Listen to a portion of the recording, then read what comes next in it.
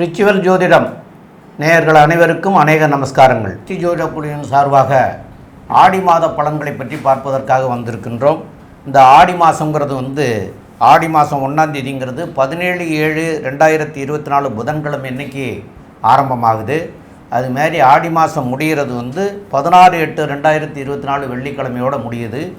இந்த நாட்களில் உள்ளதை பற்றி பார்ப்போம். இப்போ நாங்கள் வந்திருக்கிறது அடியன் சக்தி சோமையாகிய நானும், டாக்டர் KS ஐயங்கார் அவர்களும், டாக்டர் ஹரிஹர சர்மா ஐயா அவர்களும் வந்திருக்கிறாங்க. இப்போது ஆடி மாத பலன்களில் சொல்கிறதுக்கு முன்னாடி ஆடி மாதத்தில் இருக்கக்கூடிய விசேஷங்கள் என்னென்னங்கிறதையும் ஆடி மாதத்தினுடைய கிரக நிலைகளை பற்றியும் நம்முடைய டாக்டர் ஹரிஹர சர்மா ஐயா சொல்லுவாங்க. அனைவருக்கும் ஹரிஹர சர்மாவின் பணிவான நமஸ்காரங்கள். நாம் ஒவ்வொரு வருஷமும் பார்ப்போம்னாக்கா மாத பலன்கள் பார்ப்போம். அதை தவிர ஒவ்வொரு கிரக பலன்களும் பார்ப்போம். அதுபடி இப்போ பார்க்குறது தமிழ் மாத பலன்கள் பார்க்குறோம். தமிழ் மாதம் அப்படின்றது ஆடி மாத பலன்களை இந்த ட்ரிப்பு பார்க்க போகிறோம். இந்த ஆடி மாதம் இருக்கிறதுல வசந்த மாதம் அப்படிங்கிறோம். எதை வச்சு நீங்கள் சாமி வசந்த மாதம் அப்படின்றீங்க அப்படின்னாக்க உத்தராயண காலத்துலேருந்து தட்சிணாயன காலத்துக்கு போகிறது தான் ஆடி மாதம்.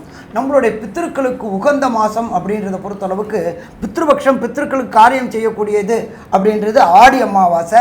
அதுக்கு அடுத்தது உத்தராயணத்துலேருந்து தட்சிணாயனம் போகக்கூடிய காலகட்டங்கள், தட்சிணாயனத்துலேருந்து உத்தராயணம் போன காலகட்டங்கள்னா மகர மாதத்தில் வர்றது அப்படின்றது தை அமாவாசை. அதுக்கடுத்து புரட்டாசி மாதத்தில் வர்றது மகாலய அமாவாசை. இதில் பொறுத்தளவுக்கு பெரும்பாலானவங்க என்ன பண்ணிடுவாங்க, அந்த திதி தர்ப்பணங்களை விட்டுருவாங்க. ஒரு சில பேர் இறந்த தேதியில் கொண்டாடுவாங்க. அவங்களுக்கெல்லாம் இந்த செய்யக்கூடிய மாதம் ஆடி மாதம், தை மாதம், மகாலய அமாவாசை. அப்படி இருக்கிற இந்த வசந்த மாதத்தை ஆடி மாதத்தில் என்னென்ன நற்காலங்கள், என்னென்ன விசேஷ தினங்கள். ஆடி அப்படின்னாலே அம்மன் மாதம் அப்படின்னு சொல்லுவோம்.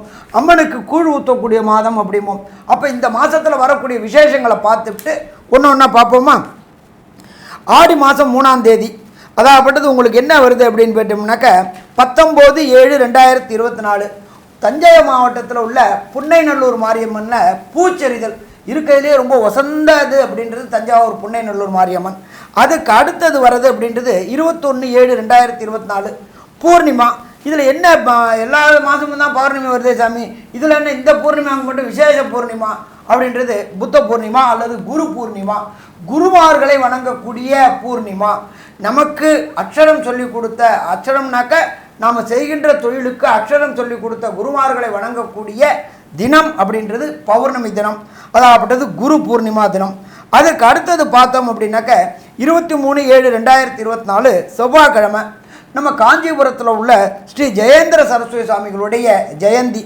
காஞ்சிபுரம் மடம் அப்படின்னாலே உங்களுக்கு பொறுத்தளவுக்கு முதல் மடம் அப்படின்றத பொறுத்தளவுக்கு கேரளாவில் உள்ள ஆதிசங்கரர் மடம். அடுத்தது வந்தது 64 பட்டம்ன்றது ஜெயேந்திர சரஸ்வதி சுவாமிகள். அவங்க அங்கேயே அனுஷ்டானம் ஆயிருக்கிறாங்க. அவங்களுக்கு ஜெயந்தி கொண்டாடக்கூடிய நாள் அப்படின்றது 23. அதுக்கு அடுத்தது பார்த்தோம்னாக்க 27/7/2024 சனிக்கிழமை நம்ம பூமி பூஜை போடுறது. பூமி பூஜை போடுறது அப்படின்னாக்க வாஸ்து பகவான் கண் விழிக்கக்கூடிய நாட்கள். வாஸ்து பகவான் கண் விழிக்கக்கூடிய நாட்களில் நாம் அந்த மனைக்கு உண்டான பூஜையை பண்ணிவிட்டு வீட்டு வேலையை தொடங்கினோம் அப்படின்னா எந்த விதமான தடசமும் வராது. லோன் கேட்ட இடத்துல லோன் கிடைக்கும், மெட்டீரியல் கேட்ட இடத்துல கிடைக்கும், வேலைக்காரங்க எல்லாருமே பிரச்சனை இல்லாமல் இருப்பாங்க. அப்போ அந்த வாஸ்து நாளில் எந்த டைம்னு ஒரு பர்டிகுலர் டைம் சொல்கிறேன், அந்த டைம் ரொம்ப வசந்த டைம். காலையில் 6:52லேருந்து 8:22 வரையிலும் இந்த வாஸ்து தினம், வாஸ்து பூஜை போடக்கூடிய நேரம். அதுக்கு அடுத்தது எம்பெருமான் முருகபெருமானுக்கு உண்டான தினம் அப்படின்றது ஆடி மாதத்தில் வர கிருத்திகை தினம். அதுக்கு அடுத்தது பார்த்தோம் அப்படின்னாக்க தஞ்சாவூர் மாவட்டம், கும்பகோணம் மாவட்டம், இந்த காவேரி நதி பாயக்கூடிய மாவட்டங்களில் என்ன பண்ணுவாங்க அப்படின்னாக்க ஆடி பெருக்கு அல்லது 18ஆம் பேர் அப்படிம்பாங்க.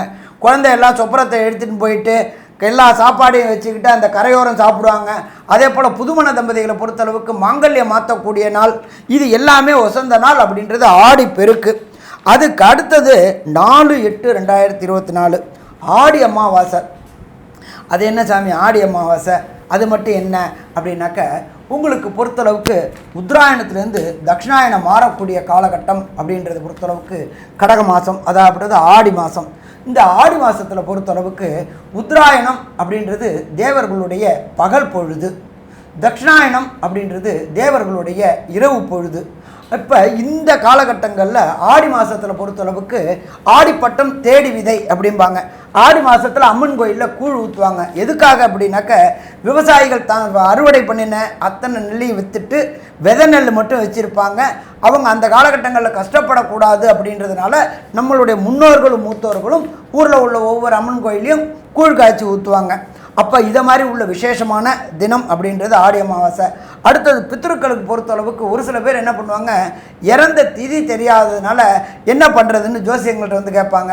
அப்போ பண்ணக்கூடிய காலகட்டங்கள் அப்படின்றது ஆடி அமாவாசையில் பண்ணலாம், அதுக்கு அடுத்தது தை அமாவாசையில் பண்ணலாம், அடுத்தது மாலை பட்சத்தில் பண்ணலாம். அப்படி விட்டு போனவங்க அத்தனை பேரும் இப்போ இந்த காலகட்டங்களில் விட்டு போன அத்தனை பேரும் வரக்கூடிய ஆடி அமாவாசை அன்னைக்கு பித்ருக்களுக்கு தர்ப்பணம் கொடுக்கணும். சரி, பித்ருக்களுக்கு தர்ப்பணம் கொடுக்கணும்னா எங்கள் வீட்டிலேயே வச்சு கொடுக்கலாமா அப்படின்னாக்க புண்ணிய தீர்த்தங்கள், புண்ணிய நதிகள், புண்ணிய கடல்கள் இதில் கொடுத்தோம் அப்படின்னாக்க கண்டிப்பாக நமக்கு அந்த பலன்கள் கிடைக்குமா? கண்டிப்பாக பலன்கள் கிடைக்கும். அதே போல் இந்த காலை பொறுத்தளவுக்கு உத்தராயணத்திலிருந்து தட்சிணாயன மாற காலகட்டம் பொறுத்தளவுக்கு சூரியன் வலுவிழக்கக்கூடிய காலகட்டங்கள் அப்படிம்பாங்க. இந்த காலகட்டங்களில் பரிகார பூஜைகள் செய்கிறத தவிர்த்துட்டு கோயில் உண்டான பூஜைகள் செய்யக்கூடிய காலகட்டங்கள், ஆலய வழிபாடு செய்யக்கூடியங்கள். நம்மளோட பொறுத்தளவுக்கு இந்து மதத்தில் பொறுத்தளவுக்கு ஒன்றுமே விளக்கமாக சொல்லியிருக்கிறாங்க, எந்தெந்த மாதம் என்னென்ன செய்யணும் அப்படின்றது. அதனால் இந்த ஆடி அமாவாசை மிக சிறப்பான மாதம். அதே போல் இந்த காலகட்டங்களில் தட்சிணாயனத்திலேருந்து உத்தராயண மாறகட்டங்களில் நல்ல பவரான காலகட்டங்கள் இந்த ஆடி அமாவாசை கொண்டாடினா ரொம்ப சிறப்பாக இருக்கும். அதுக்கு அடுத்தது ரொம்ப விசேஷமானது அப்படின்றது 7/8/2024 புதன்கிழமை. இதுக்கு பேர் ஆடி பூரம். ஆடி மாதத்தில் வர பூரம் அது ரொம்ப விசேஷமான தினம். அதுக்கு அடுத்தது பார்த்தோம் அப்படின்னாக்க 8/8/2024 சங்கரன் கோயில், நெல்லை மாவட்டத்தில் உள்ள சங்கரன் கோயிலில் ஆடி தபசு செய்யக்கூடிய நாள். அது ரொம்ப விசேஷமானது. அடுத்தது 16/8/2024 பெண்களை பொறுத்தளவுக்கு வரலட்சுமி விரதம் வாங்க. வரலட்சுமி விரதம் அப்படின்றது என்ன அப்படின்னாக்க மாங்கல்ய காலங்கள் அப்படின்றது தான் வரலட்சுமி விரதம் அப்படின்றத பொறுத்தளவுக்கு. அப்போ இந்த வரலட்சுமி விரதம் அப்படின்றத பொறுத்தளவுக்கு பெண்கள் தங்களுடைய மாங்கல்யத்துக்காக வரலட்சுமியை வச்சு விரதம் இருக்கக்கூடிய காலகட்டங்கள். அதுக்கு அடுத்தது பார்த்தோம்னாக்க எம்பெருமான் முருகப்பெருமானுக்கு உகந்த 29/7/2024 ஆடி கிருத்திகை. இந்த ஆடி கிருத்திகை அப்படின்றத பொறுத்தளவுக்கு எல்லா விதமான முருகன் கோயிலையும், முக்கியமான முருகன் அறுவடை வீடு முருகன் கோயிலை தவிர எல்லா முருகன் கோயிலையும் இந்த ஆடி கிருத்திகை விசேஷமான தினமாக இருக்கும். சரி, இதை தவிர அந்த ஆடி மாதம் பிறக்கிற நாள் கிரகங்களுடைய நிலவரம் என்னென்ன இருக்குது அப்படின்னு பார்ப்போமா? 2ஆம் இடமான ரிஷபத்தில் குரு பகவானும் செவ்வாய் பகவானும் இருக்காங்க. 4ஆம் இடமான கர்க்கடகத்தில் சூரியன், புதன், சுக்கிர பகவான் இருக்கார். காலபுருஷ தத்துவத்தின்படி 6ஆம் இடமான கன்னியா ராசியில் கேது பகவான் இருக்கார். இதை தவிர கும்பராசியில் சனி பகவான் வக்ரம் அடைஞ்சிருக்காரு. இப்போ இந்த வக்ரம் அடைஞ்சது சற்றேறக்குறைய 140 நாள். அப்போ இந்த 140 நாளும் இந்த காலகட்டங்களில் வந்துடுது. எப்பொழுதுமே சனி பகவான் வக்ரம் அடைகிறது மிக மிக சிறப்பு. காலபுருஷ தத்துவத்தின்படி 12வது ராசியான மீன ராசியில் ராகு பகவானும் கொண்ட அமைப்பில் இந்த ஆடி மாதம் பிறக்கிறது. இப்போ ஒவ்வொரு ராசிக்கும் என்னென்ன பலன் இருக்குன்னு பார்ப்போமா? மகரம், உத்திராடம், திருவோணம், அவிட்டம் இந்த 3 நட்சத்திரம் 9 பாதங்களை கொண்ட ராசி. ராசியின் அதிபதி சனி பகவான். ராசிக்கு 2ஆம் இடத்துல இருக்கு. 2ஆம் இடத்துல ஆண் ராசி, காற்று ராசி. சனி பகவான் ஆட்சி பெற்று இருக்கக்கூடிய காலகட்டம். பணவரவருக்கு பஞ்சம் இருக்காது. வக்கரகதியாக இருந்தாலும் வரவுக்கு தடங்கள் இருக்காது. கவலைப்பட தேவையில்லை. இந்த மகர ராசிக்காரர்களுக்கு ஒரு ஏற்றம் என்ன அப்படின்னா, குரு பகவான் இப்போ உங்களுடைய ராசியை பார்க்குறது பெரிய விசேஷம்.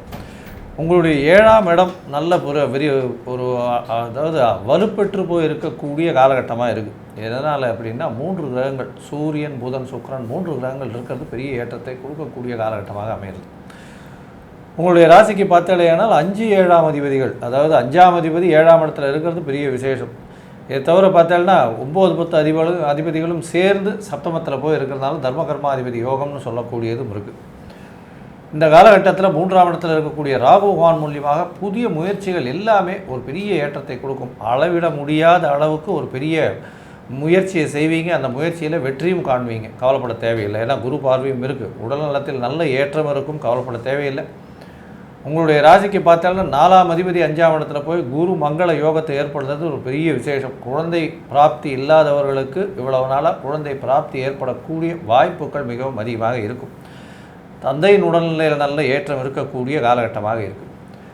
இந்த மாதம் ஆடி மாதம் குரோதி வருஷத்தில் பார்த்தீங்கன்னா உங்களுடைய ராசிக்கு படிக்கக்கூடிய மாணவர்கள், அதாவது மகர ராசியில் இருக்கக்கூடிய படிக்கக்கூடிய மாணவர்கள் எப்படி இருப்பார்கள், சொந்த தொழில் செய்கிறவர்கள் எப்படி இருப்பாங்க அப்படின்றத பற்றி நம்ம ஐயா அரியரசம்மா கிட்ட கேட்போம்.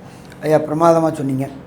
மகரம் அப்படின்னாலே எல்லாரும் என்ன சொல்லுவாங்க அப்படின்னாக்க சோம்பேறி அப்படிம்பாங்க. சோம்பேறி கிடையாது, அவங்க காரியக்காரங்க. அவங்களோட காரியத்துக்காக என்ன ரெஞ்சு கொண்டாலும் இறங்கி போவாங்க. அடுத்தவங்க காரியம்னாக்க பார்ப்போம் பார்க்கலாம் அப்படின்னு சொல்லுவாங்க. ஒன்று.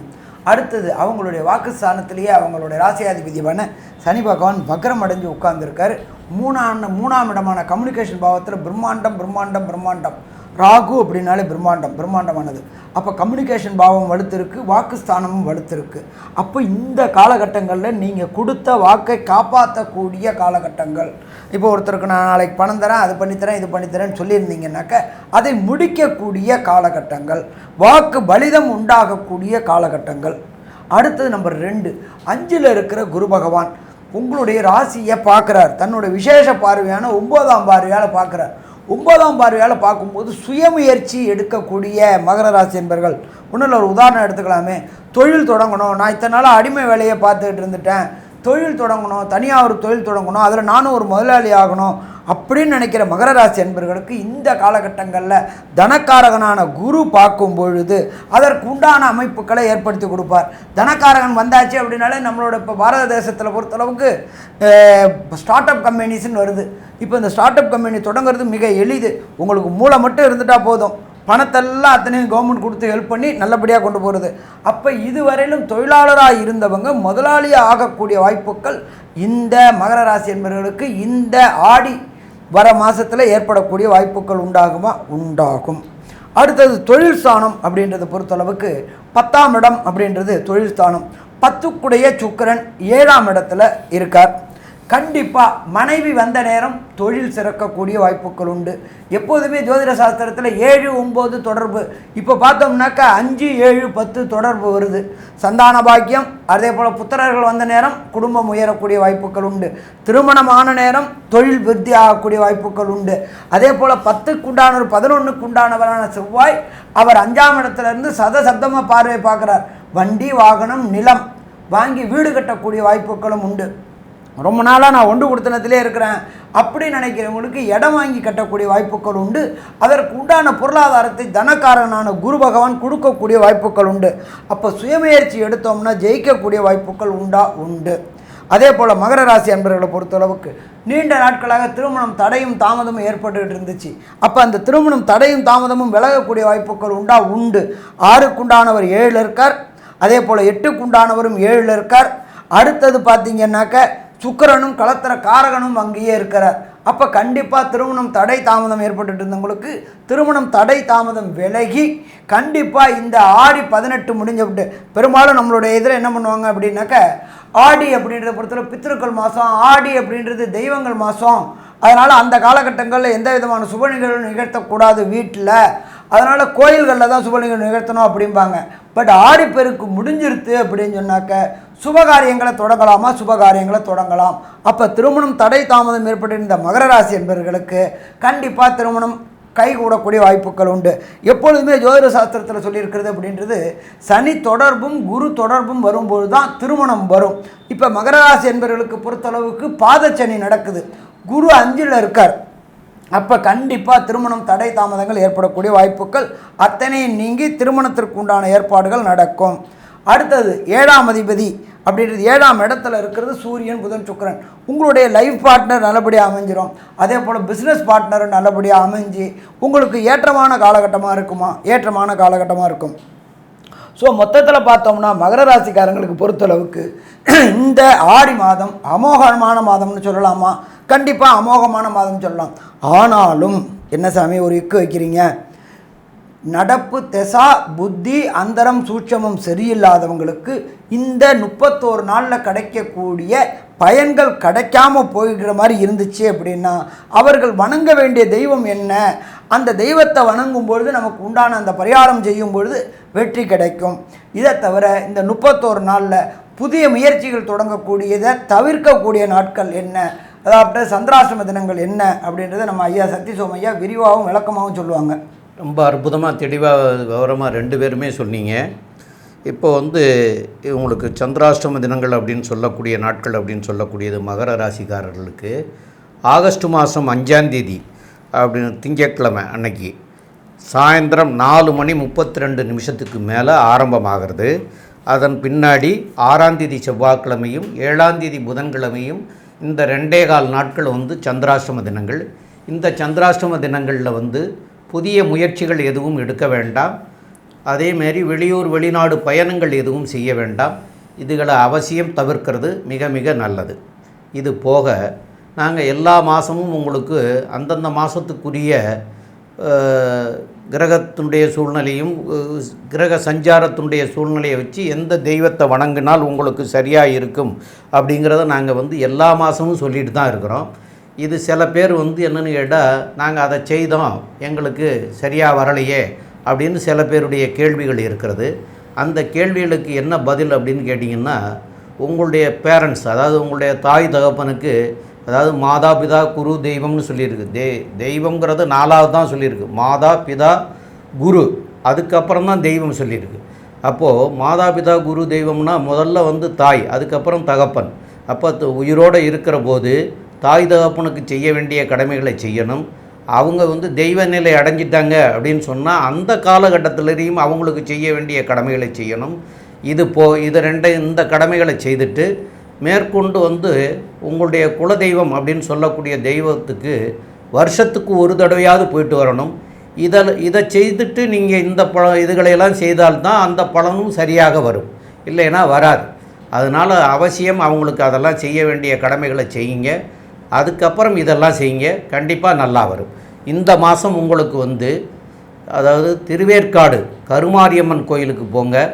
அதில் செவ்வாய்க்கிழமை அல்லது வெள்ளிக்கிழமை இன்னைக்கு போய் உங்களால் முடிஞ்சது என்ன முடியுமோ அதை செய்யலாம். அதுலேயும் வந்து அம்மனுக்கு வந்து வஸ்திரம் சாத்தி வழிபட்டுட்டு வர்றது மிக மிக சிறப்பாக இருக்கும்.